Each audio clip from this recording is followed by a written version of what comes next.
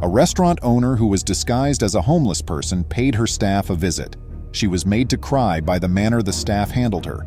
I'm moved to tears by the narrative I'm telling you today. Welcome to USA Stories channel.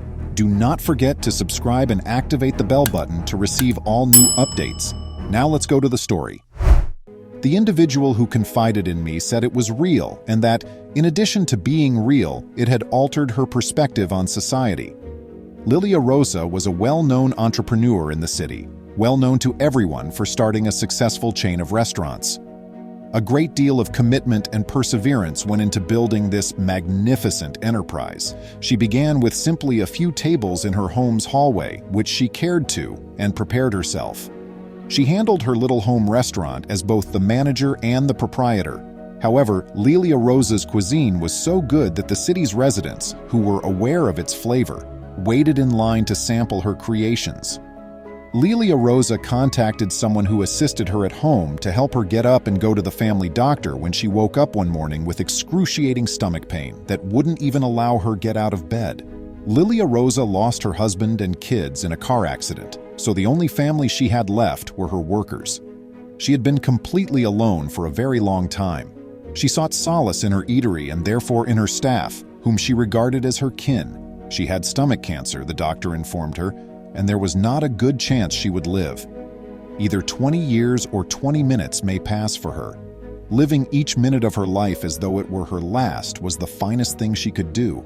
She therefore desired to assist people who were most in need, and what better way to do so than by using the restaurant chain she owned? She made the decision to dress like a homeless person, radically altering her look to the point that she was unable to identify herself in the mirror. She went to the first restaurant of the day for breakfast. It was very packed when she got there, so she made her way past the diners to get to the bar. When the manager saw her, he almost fainted. He stood up and obstructed her path. The manager questioned, "What are you doing here? Please give me something to eat, sir, or might I simply have a cup of coffee? It was yesterday when I last had any food. Do you believe that this eatery is run for charity? Those who dine here are well off. Nothing is given away by us. Please leave. It appears that you are without even a drink of water." In response, the manager phoned security to have the woman escorted out of the restaurant. Disappointed, Lilia Rosa left, believing that the next restaurant would treat her better because she had personally taught her staff to care about others. Rocio was waiting for her when she got to the second eatery, which was a few blocks from the first, since they had worked together to develop the first fantastic restaurant in the network. Rocio had been like a sister to her. When Lilia Rosa got there, the restaurant was, of course, completely booked. The diners looked at her with contempt, treating her like the worst sort of trash as she made her way to the bar. She was hurt by the way that others treated her. The same people who had embraced and kissed her when they saw her without her mask now treated her as though she were nothing.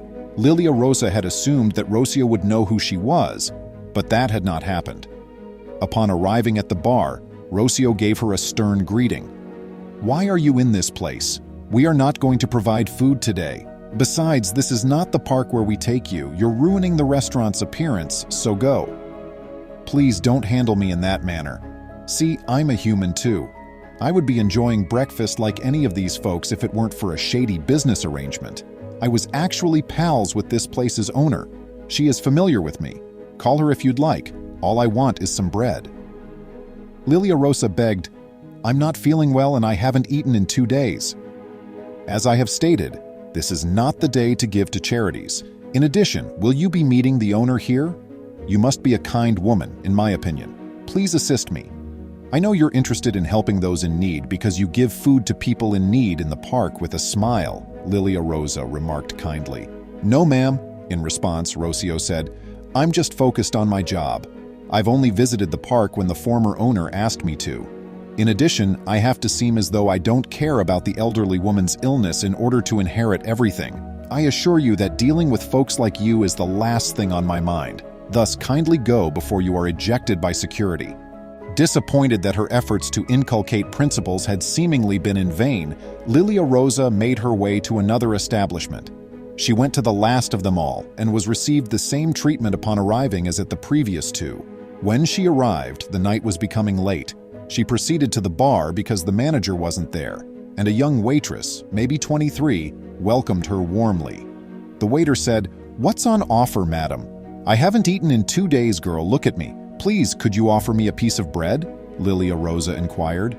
Dulce Maria, the waitress, answered, "A piece of bread won't fill your empty stomach. Allow me to bring you a menu while you come over and take a seat at this table." Startled by the generosity, Lilia Rosa sat down at the table and remarked, "Girl, I don't have any money to pay.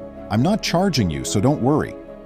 Dulce Maria said, "I'm not making much, but with the tips I made today, I can buy you something to eat."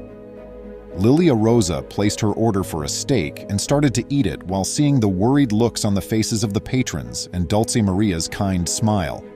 The boss showed there at that very time and said, "Who allowed that lady in?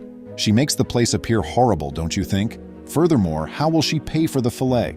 "Sir, I invited her and don't worry about the money. I'll pay for her meal," Dulce Maria said, looking angry. "You see she's hungry, don't you?"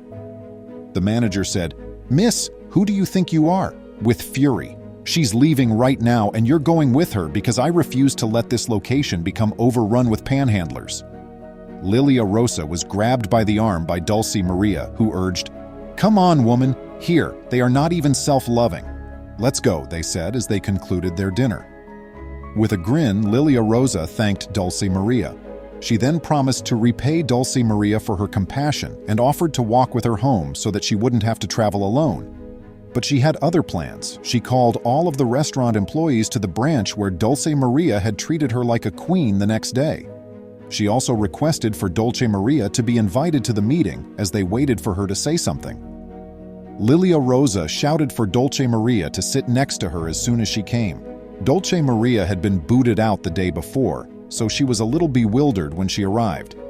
After a brief period of quiet during which everyone discussed the incident in whispers, Lilia Rosa said, "I went to all the branches yesterday begging for help and you simply showed me your contempt.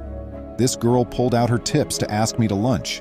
She was the only person who assisted me without even knowing who I was.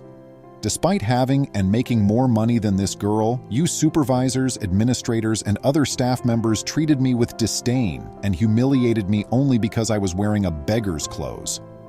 You are also aware of my severe illness. Therefore, I have taken a stand. Dulce Maria will be the manager of this restaurant as well as the heir and owner of my whole fortune as of right now.